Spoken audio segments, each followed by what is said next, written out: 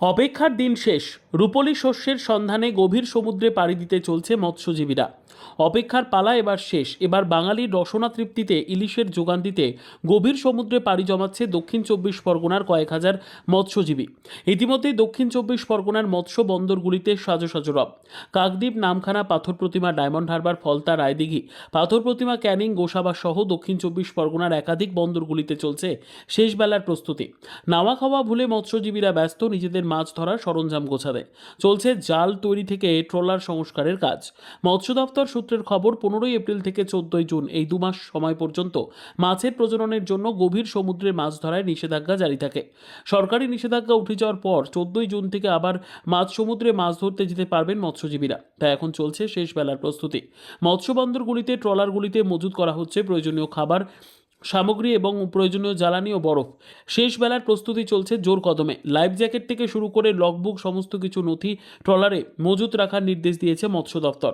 সেই নির্দেশও অক্ষরে অক্ষরে মানা হচ্ছে। অন্যদিকে গভীর সমুদ্রে মৎস্যজীবীদের রক্ষা করতে সমস্ত ব্যবস্থা নিয়েছে প্রশাসন। প্রশাসনের তরফ থেকে বিপদ সংকেত যন্ত্র ও প্রতিটি ট্রলারে লাইফ জ্যাকেট বাধ্যতামূলক করা হয়েছে। গভীর সমুদ্রে যদি মৎস্যজীবীরা কোনো বিপদে পড়ে তাহলে ইসরোর নয়া প্রযুক্তির মাধ্যমে মৎস্যজীবীদের জীবন বাঁচবে এবং কোথায় বেশি মাছ রয়েছে সেই নয়া প্রযুক্তির মাধ্যমেই দেখতে পাবে মৎস্যজীবীরা। দক্ষিণ চব্বিশ পরগনার মোট ট্রলারের সংখ্যা 8,500। মৎস্য দফতরের পক্ষ থেকে মৎস্যজীবীদের বারবার অনুরোধ করা হচ্ছে যে গভীর সমুদ্রে মাছ ধরার সময় ভারতীয় নৌবাহিনী ও উপকূলরক্ষী বাহিনীর সঙ্গে যোগাযোগ স্থাপন করতে এবং সুসম্পর্ক বজায় রাখতে।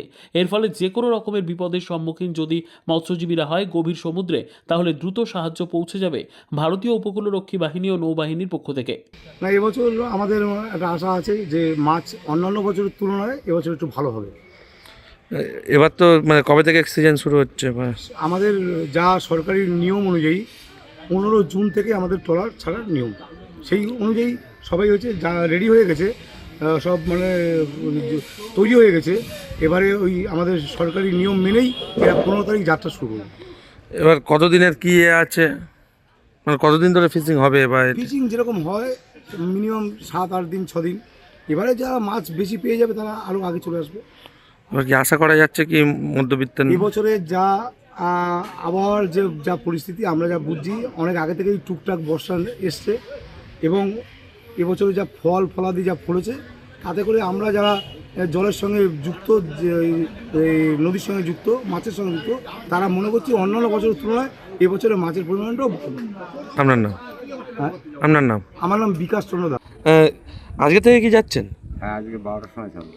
মানে কেমন কি দেখছেন, মানে ওয়েদার কেমন আছে? ওয়েদার মোটামুটি আছে ভালো, তবে আজকে তো ছাড়া যাবে না, কালকের মানে সরকারি ডেট আছে 1 তারিখ থেকে।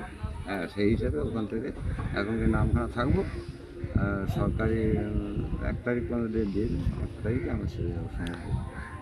মানে কেমন ওয়েদার দেখছেন? ইলিশ কেমন হবে? মোটামুটি দেখা যাচ্ছে, মোটামুটি ভালো। বৃষ্টি হবে বলেছে ওয়েদারে। গত বছর যে এটা গত বছরের তুলনায় কি এবছর ভালো হবে? এবছর মাছের সংখ্যা নাকি শুনেছি কম, ইলিশ মাছের। বুঝলেন কী হয় সমুদ্রে তো বলা যাচ্ছে না। এখন হলে ভালো হবে, না হলে তো আর। গত বছর তো ইলিশ মাছ হয়ই, বড় ইলিশ তো ছিলই না। ওই ওই যে ছোটো ইলিশ ওই ধরে কোনো রকম ট্রলার মালিকটা কোনো রকমে বেঁচে আছে, তাও প্রসব করার দেনা। এবছর যদি এই সিজনে এবছর যদি হয় তবে মালিকদের আশা আছে যে পরবর্তীতে আবার ছাড়তে পারবে, নাহলে ট্রলার বসতে পারবে। নাহলে তো প্রচুর টাকা খরচা তো একটা ট্রলার। একটা এখন ট্রলার ছাড়তে 2.5-3 লাখ টাকা খরচা আছে। তারপরে তো ইয়ে আছে, লোকজনকে নিয়ে প্রায় 20 লাখ টাকা খরচা, লোকজনকে দাদন দেয়া, হ্যাঁ, বাজার হাট বড় তেল নিয়ে 20 লাখ টাকা খরচা আছে। যদি না হয় তো আর না হলে তো মানে লস। কি নাম আপনার? আমার নাম সুকুমার দাস।